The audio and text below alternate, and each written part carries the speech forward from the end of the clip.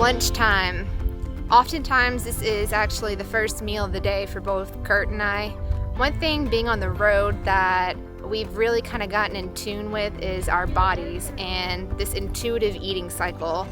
It used to be just out of routine. You wake up, you eat breakfast, you go to work, you come home, make dinner, you kind of get in that routine throughout the day. But being out here in the wilderness and not having to worry about the mundane day-to-day stuff has really allowed me, and I think I speak for Kurt as well, to get a little bit more in tune with our bodies and eat when we're actually hungry. A lot of times you tend to overeat or just eat just out of boredom or because it's around you. So in any case, lunch is usually our first meal of the day, and what I'm about to make is kind of an example of one of my go-to easy, healthy, nutritious meals that is very satisfying and will keep us basically full to almost dinner time as well. So today we're going to make an omelet. I know it sounds boring, but we tend to spice it up a little bit. So we've got the usual, of course, your eggs. I like to have some fresh spinach, any kind of greens on hand. Today I've got a little bit of zucchini left over from dinner the other night. We've got some mini sweet bell peppers that'll go in. These are like the perfect size I found for just one person. So I love getting these because they keep for a long time. They don't take up a lot of space in the fridge, so they can compact down easily, and you don't actually even have to refrigerate them if you don't have room in your fridge. Onion, tomato will go on top, as well as avocado.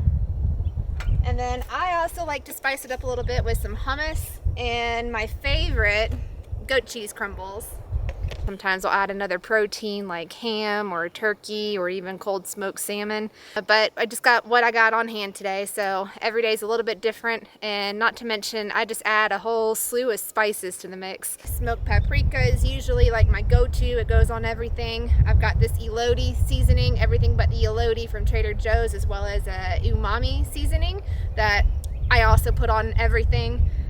Sometimes we do cumin and ground coriander or turmeric and pepper, salt, garlic salt. I kind of just go by whatever my taste buds are really craving for that moment. So it's not a right or wrong. Sometimes I'll add garbanzo beans or chickpeas and black beans in here. Really just kind of depends on what we have on hand. So for now, this is what we got. We got the wood stove cooking up. Let's get busy.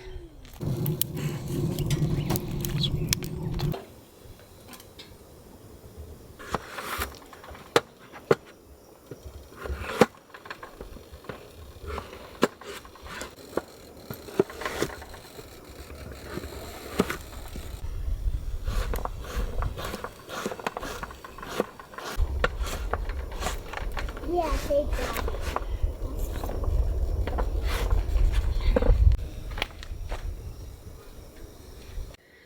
I've had a lot of people ask me for advice on what cookware is the best, and in my opinion, now I'm no chef by any means, but cast iron is my go-to for about 98% of the things that I cook. This is just a 10-inch cast iron skillet from Lodge.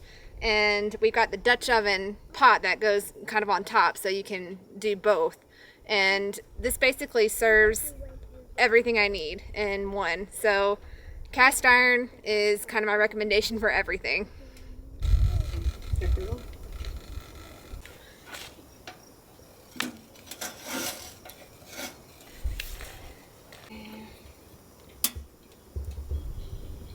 One thing that I can't stress enough when cooking with cast iron is making sure that you keep it well oiled and seasoned. Every opportunity that we have to have access to an oven, I'll take that to go ahead and just re-season my pans. It might be once a quarter, it might be twice a year, but if your pans aren't well oiled, it's going to make your life miserable cooking with it. So I think that's really the secret to cooking with cast iron, is to keep them in a good, well-oiled, seasoned shape. I typically use extra virgin olive oil. We've used avocado oil, flaxseed oil, even coconut oil. Again, sometimes it just comes down to what I have on hand, but usually my go-to oils are olive oil or flaxseed for seasoning. Another little tidbit too, if you haven't already been doing this with cast iron, is as soon as you're done cooking, if you'll scrape off the food bits and then heat your pan back up to really high, and you just add a little bit of oil on there and kind of swish it around, That'll keep it nice and well oiled for the next time that you use it. So when you put it away, it stays nice and oiled.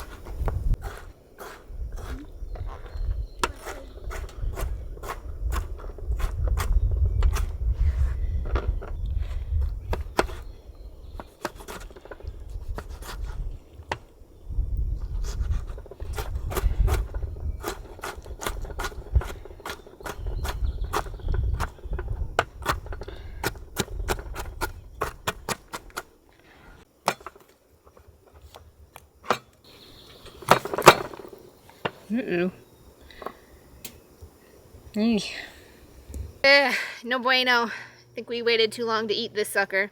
That's the bad thing about avocados. They're expensive and they don't keep very long, so you either eat them while you got them or you kind of take a gamble.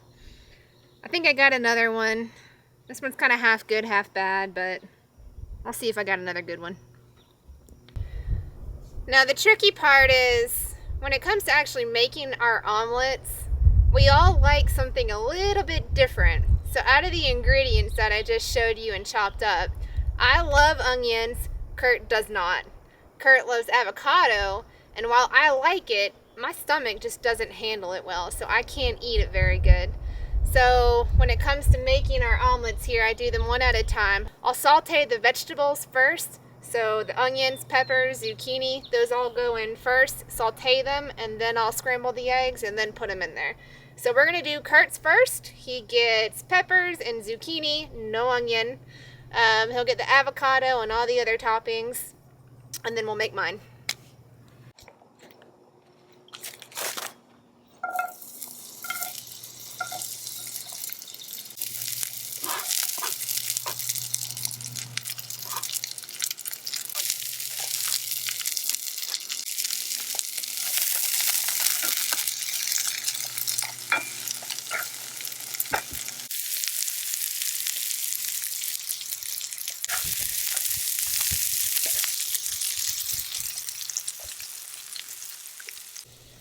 So while the veggies are sauteing, I'll usually go ahead and take that opportunity to scramble our eggs up. It used to be I could just crack an egg in the pan and kind of beat it up in there, but I found with the cast iron it tends to stick a little bit more than my desire. So just to make cleanup a little easier, it does tend to cook better if you scramble it ahead of time and just beat it before you pour it in there.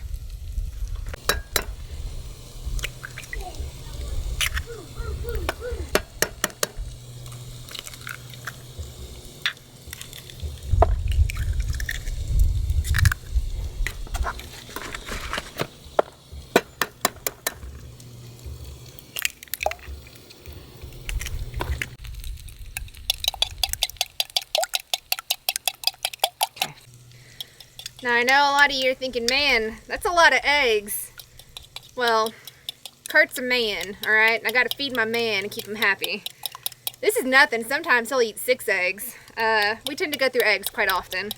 So he'll usually take 4. I'll take 2 or 3 depending on how hungry I am. The boys usually only get 1 apiece.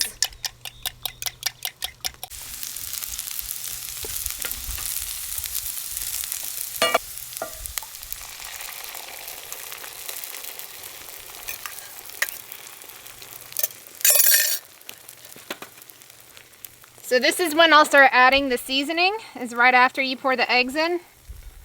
Don't really measure anything out, just kind of eyeball it. A little sprinkle here, a little dash there.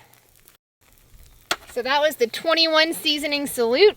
This is a AJIKA Georgian blend. If you guys haven't already picked up on my affinity for Trader Joe's seasonings, here you go. It's a little shameless plug. This is the UMAMI seasoning. I got smoked paprika and everything but the Elolte seasoning. Alright, once the egg cooks a little bit, then I'll go ahead and sprinkle in some of our greens. Spinach. And I usually just do it on half of it because the idea is to, of course, fold it over. Easier said than done sometimes. And then from here, we're just patient. We gotta let it cook. Being that we're cooking on a wood stove right now, the temperature is a little variable. It's up and down, so I kind of just gotta feel out the edges here. When the eggs are set, you can see how it kind of moves, like one here. Some spots might still be a little runny, so I tend to err on the side of a little bit longer, only because it's easier cleanup and I don't have to scrape it as much if I just let it set.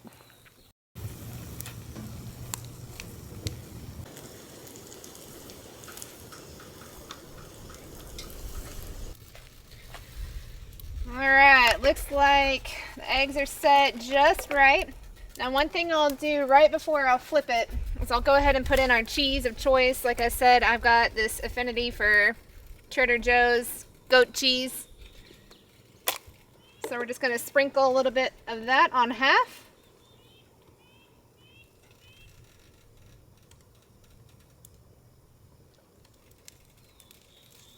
Just enough for Mama left.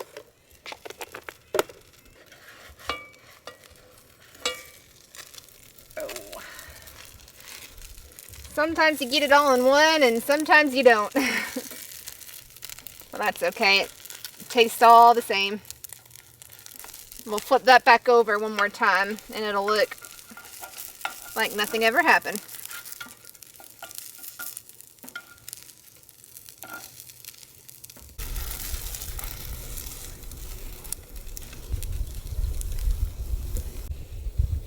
Alright, let's flip this sucker over.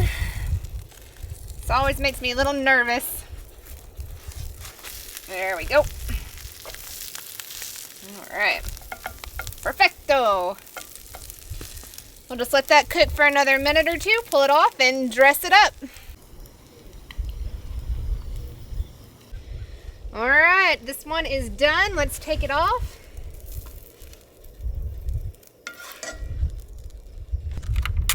Alright, now this will vary as far as what I put on top of it, just based upon what we have on stock, but you'll almost always find us with some kind of hummus.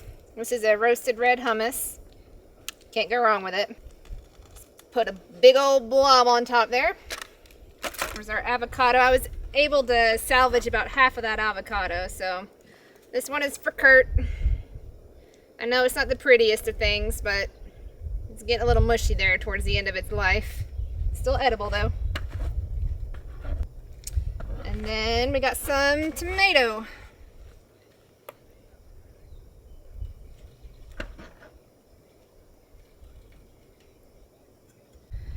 And voila, there you have it. A good, healthy, protein-packed, nutritious meal.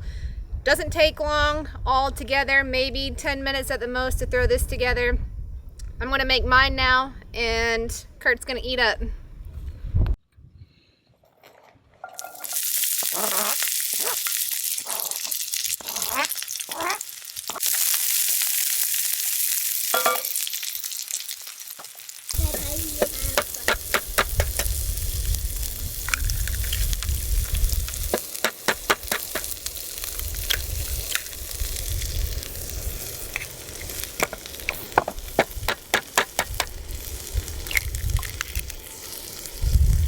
So it's a 3-egg omelet for me today.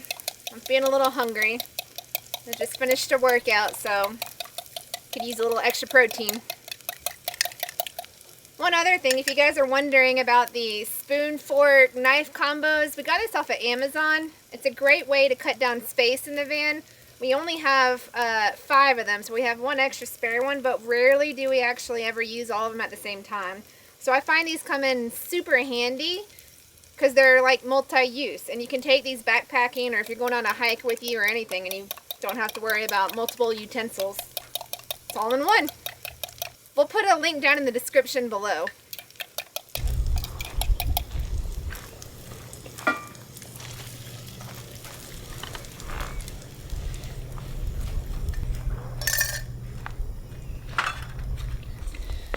And then spinach for me.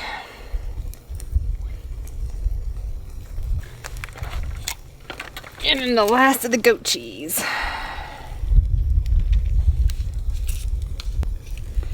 I hate wasting any bit of stuff that's really good, and I'll be the first to admit that I just hate to waste food in general, so I want to get every last little bit out of these containers that I can.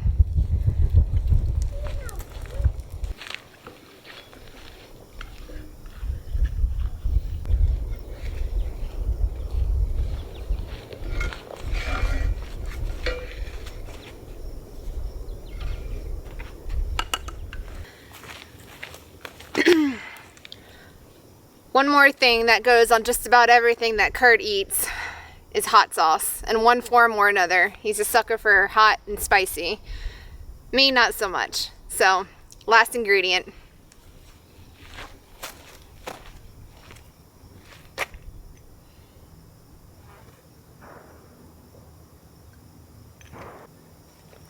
All right, let's dig in.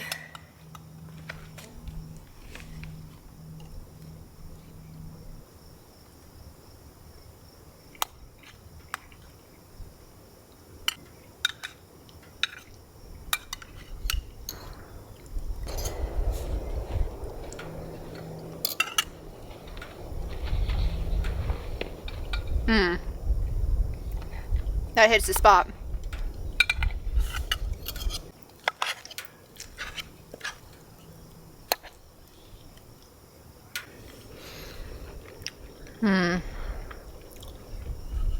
So good. I hope you guys enjoyed that. If you'd like to see more cooking videos and coverage, please let us know down in the comments below. Let me know what kind of meals you might like to see, or if you just want to know more about what we cook on a daily basis. Thank you so much for watching. This was fun.